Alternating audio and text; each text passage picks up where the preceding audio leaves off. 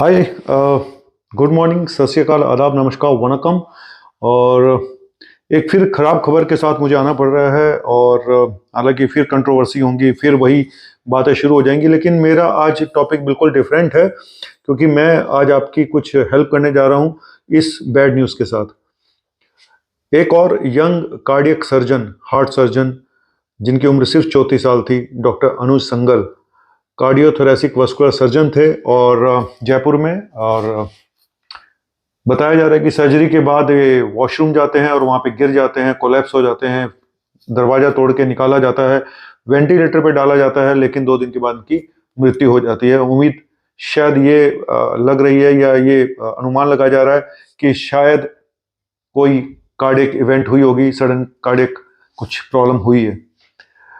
चलिए, भगवान इनकी आत्मा को शांति दे, इनके घर वालों को हिम्मत दे। मैं तो सिर्फ इतना ही प्रे कर सकता हूँ। टॉपिक ये भी नहीं है कि आज यंग पेशेंट्स में जो इतनी डेथ हो रही है उसका क्या कारण है। इसमें मैं बहुत सारे वीडियोस बना चुका हूँ और वो कंट्रोवर्सी के बीच में मैं जाना नहीं चाहता हूँ। आज मैं कुछ और बातें डिस्कस करना चाहता हूँ कि क्या माइल्ड ब्लॉकेज भी हार्ट अटैक कर सकती है, हल्की फुल्की ब्लॉकेज भी हार्ट अटैक कर सकती है, नंबर 1।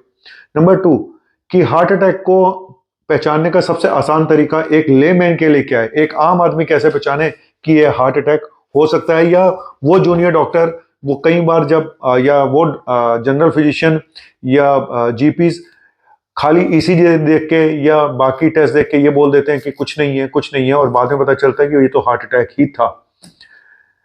तो इसीलिए कुछ चीजें आपको बताऊंगा कि जो शायद आपको अलर्ट कर सकती हैं, ये बता सकते हैं कि हाँ भाई ये कुछ नॉर्मल नहीं है। पहले बता दूं कि अगर हम बात करें कि माइल्ड हार्ट ब्लॉकेज किसको बोलते हैं, 30% से कम ब्लॉकेज है तो हम बोलते हैं स्टेज 1 ब्लॉकेज। अगर 30% से कम ब्लॉकेज है आपकी नाड़ियों में, स्टेज 2 बोलते हैं 30 to 49%। ठीक है, स्टेज 3 बोलते हैं मोर देन 50%, और स्टेज 4 और 4 बोलते हैं 50% सारी नाड़ियों में ब्लॉकेज हो, या फिर 70% से ज्यादा ब्लॉकेज हो। जनरली 70% को हम बोलते हैं सीवियर ब्लॉकेज, कि अब तो कोई चांस ही नहीं है आपके पास कुछ इंटरवेंशन के अलावा। तो 70% से ऊपर तो 101% हम ये मान के चलते हैं कि स्टेज 4 है और ये काफी सीवियर ब्लॉकेज हो चुकी है। 50% अगर सारी नाड़ियों में ब्लॉकेज हुई पड़ी है तो उसको भी हम स्टेज 4 ही मान के चलेंगे। लेकिन जहां बात आती है माइल्ड ब्लॉकेज की, 30 to 49%, 50%, 30%, 25%, ऐसी ब्लॉकेज है, क्या इनमें भी हार्ट अटैक हो सकता है? जी हाँ, बिल्कुल हो सकता है, क्योंकि अगर वहां पे जो प्लग बना हुआ है अगर वो रप्चर कर जाए तो पूरी आर्टरी को ब्लॉक कर सकता है। स्पेशली यहाँ पे देखा गया जब लोग जिम में जा रहे हैं, यंग अडल्ट्स, और जिम में जाके बहुत हैवी एक्सरसाइज करते हैं, तो वहां पे ये चांसेस होते हैं कि ये प्लग रप्चर हो सकते हैं। इसीलिए बोलते हैं कि जब आप जिम जाएं, एक्सरसाइज करें तो बहुत धीरे धीरे बढ़ाएं, एकदम से जोश ना दिखाएं अपना। ठीक है, और इस पे मैं भी पहले वीडियो बना चुका हूँ कि जिम जाने से पहले आप क्या क्या प्रिकॉशन लें इसके ऊपर। आज का टॉपिक थोड़ा अलग है। पहली चीज तो ये है कि माइल्ड ब्लॉकेज में भी हार्ट अटैक हो सकता है, बिल्कुल। माइल्ड ब्लॉकेज के जरूरी नहीं है कोई सिम्टम आपको पहले से पता हो, मैं सच बता रहा हूँ, ये कोई जरूरी नहीं होता कि माइल्ड ब्लॉकेज है। हमें कैसे पता चलेगा कि हमें माइल्ड ब्लॉकेज है? फिर भी मैं आपको एक हिंट दूंगा कि कई बार हम एंग्जाइटी करते रहते हैं कि इसको घबराहट है, इसका बीपी हाई हो गया है, बीपी की दवाई दे दो। सर, अगर बीपी हाई हो रहा है और घबराहट हो रही है तो ऐसे पेशेंट रिस्क पे होते हैं। इनकी एक बार क्योंकि मैं बार बार बोलता हूँ कि ये इकोकार्डियोग्राफी, टीएमटी, स्ट्रेस इको, ये फॉल्स नेगेटिव, फॉल्स पॉजिटिव आ सकते हैं। इनकी मुझे बहुत ज़्यादा इंपॉर्टेंस नज़र नहीं आती है, लेकिन फिर भी मैं बोलूँगा सिर्फ सीटी कोरोनरी एंजियोग्राफी एक ऐसा टेस्ट है जो आपको क्लियर कट बता सकता है। और इसीलिए बेस्ट मैं अभी भी मान के चलता हूँ कि जो हाई रिस्क पेशेंट है, यहाँ जहाँ पे आपको डाउट है, प्लीज जाके उनका सीटी एंजियोग्राफी जरूर कराएं। अभी मेरे पास एक माता जी आई जिनका की बीपी बढ़ा हुआ था और चेस्ट डिस्कम्फर्ट था, ईसीजी नॉर्मल था, ट्रोप आई नॉर्मल था, ट्रोप टी नॉर्मल था, लेकिन मुझे डाउट था कि इनको कोई प्रॉब्लम हो सकती है। मैंने प्रोफाइलेक्टिक हार्ट की मेडिसिन शुरू करके उनको बोला अगले दिन आप सीटी एंजियोग्राफी कराओ। आप यकीन नहीं मानेंगे, 90% ब्लॉकेज निकली 2 आर्टरी में।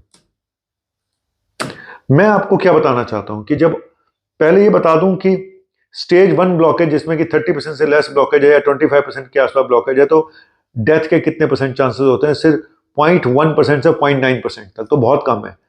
स्टेज 2 में 1 to 2% के आसपास, स्टेज 3 में 2 to 4% के आसपास, और स्टेज 4 में 4% से ऊपर चांसेस होते हैं डेथ के।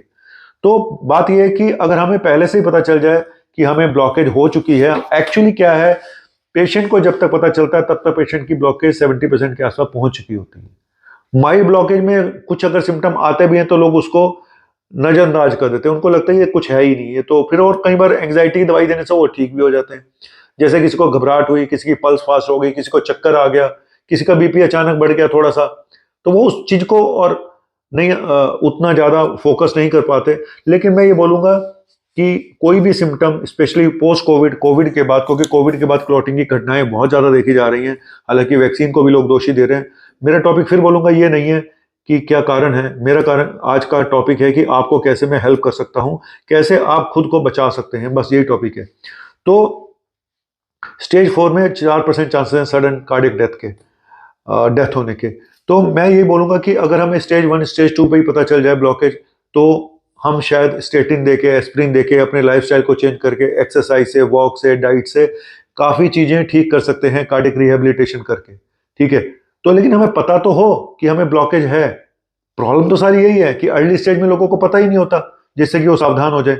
इसीलिए बोल रहा हूं कि स्पेशली एक तो वो पेशेंट जिनको कुछ भी अजीबोगरीब सिम्टम आ रहे हैं, चाहे उनकी पल्स फास्ट हो जाती है, वो घबराहट हो जाती है, उनका बीपी हाई हो जाता है, वो स्मोकर्स हैं, उनको शुगर है, बीपी है, कोलेस्ट्रॉल हाई है, फैमिली हिस्ट्री है, ये सब चीजें हैं, तो सीटी कोरोनरी एंजियोग्राफी जरूर कराएं एक बार। अगर आपकी उम्र, पहले मैं बोलता था 35 साल से ऊपर, अब मुझे लगता है 30 साल से ऊपर बोलना पड़ेगा, क्योंकि कल मेरे एक जान पहचान में किसी को 25 साल वाले को भी हार्ट अटैक हुआ है, तो अब मैं 30 साल से ऊपर बोलूंगा, क्योंकि ये डॉक्टर साहब जिनकी डेथ हुई इनकी भी 34 साल उम्र थी।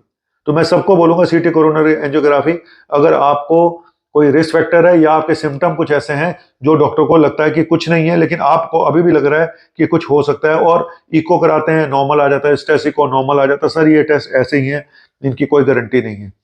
मैं फिर आपसे ये बताऊंगा कि मैंने एक स्कोर बनाया है, और फिर बताऊंगा कि अगर हार्ट अटैक होता है तो आप कैसे पहचान लें कि यहाँ पे कोई पंगा हो सकता है। पहले बता दूं कि मैंने एक स्कोर बनाया, इस स्कोरिंग को आप देख लें, अगर इसमें से आपके अंदर कुछ है तो आप अपने आप काउंट कर सकते हैं कि आपका स्कोर कितना आ रहा है, हार्ट अटैक होने के चांसेस कितने हैं पेशेंट को।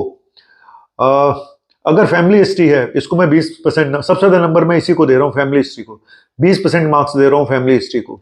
स्मोकिंग को 10%, बीपी को 10%, डायबिटीज को 10%, और ओबेसिटी को 10%, और स्ट्रेस को 10%, कोलेस्ट्रॉल बढ़ा हुआ है 10%, सेडेंटरी लाइफस्टाइल है 10%, और कोविड अगर हुआ है तो 10%। जी हाँ, कोविड अगर हुआ है तो 10%। वैक्सीन लगी है तो कितने परसेंट, इस पर मैं इसलिए नहीं बोल सकता हूँ क्योंकि एविडेंस नहीं है मेरे पास।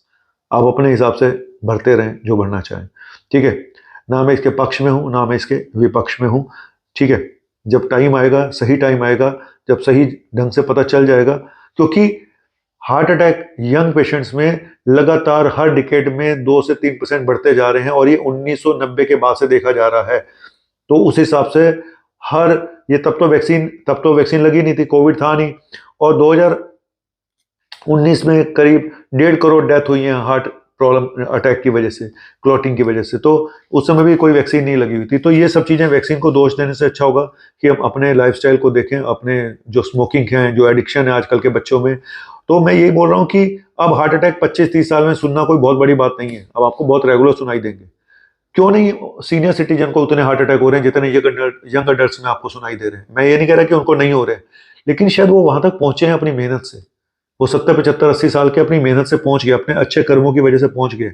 आप लोगों के कर्म, जो यंग जनरेशन है, इनके कर्म शायद एक तो शॉर्टकट, एक स्ट्रेस, रिलेशनशिप, चरस, गांजा, भांग, स्मोकिंग, अल्कोहल, वीकेंड का वार, बाहर का खाना, प्रोसेस्ड फूड, पता नहीं क्या क्या, होम डिलीवरी, रात को सोना नहीं है, फोन पे लगे रहना, तो ये कहीं ना कहीं सारी चीजें आपको नरक में लेके जा रही है। चलिए मैं बात करता हूं, अगर छाती में दर्द होता है, अगर कोई चेस्ट डिस्कम्फर्ट होता है, अगर घबराहट हो रही है, आप डॉक्टर के पास जाते हो।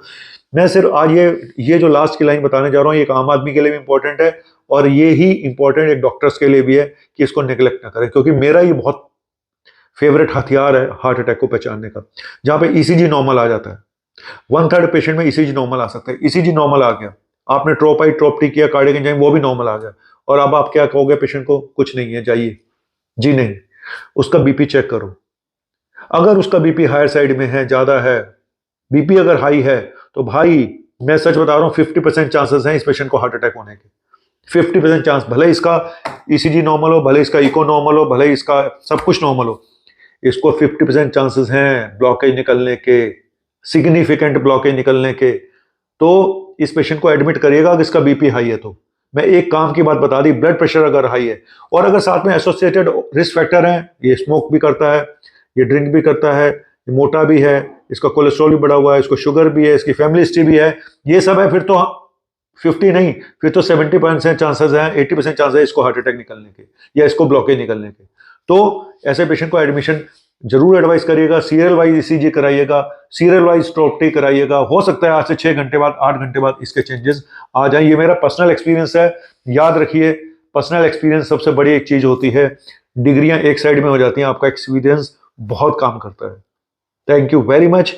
और अगर अच्छा लगे तो सब्सक्राइब कर देना दोस्त। लेकिन अगर ब्लड प्रेशर बढ़ा हुआ है और आपको डिस्कम्फर्ट हो रहा है या कोई भी इस तरह की प्रॉब्लम हो रही है, डिजीनेस लग रही है, स्वेटिंग हो रही है, घबराहट हो रही है, पसीना आ रहा है, ब्लड प्रेशर बढ़ा हुआ है, तो भाई यकीन मान कि इस पेशेंट को बहुत ध्यान देने की जरूरत है। Thank you very much. आपका अपना डॉक्टर नवनीत कालरा, मुन्ना भाई, MBBS।